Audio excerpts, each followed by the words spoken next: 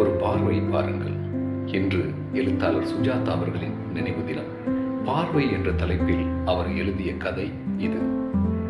பார்வையற்றவர்கள் மீது நாம் இதுவரைக்கும் கொண்டிருந்த நமது பார்வையை முற்றாக மாற்றிடும் ஒரு பார்வை பாருங்கள்.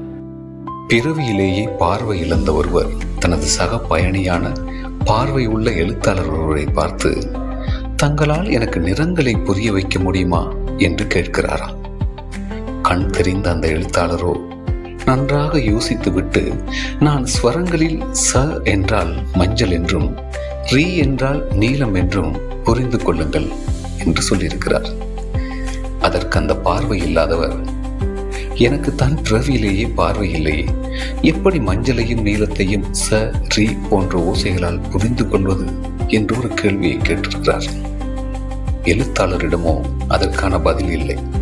அப்போது அந்த பார்வை இல்லாத நண்பர், ஏன் தெரியுமா உங்களால் பதில் சொல்ல முடியவில்லை?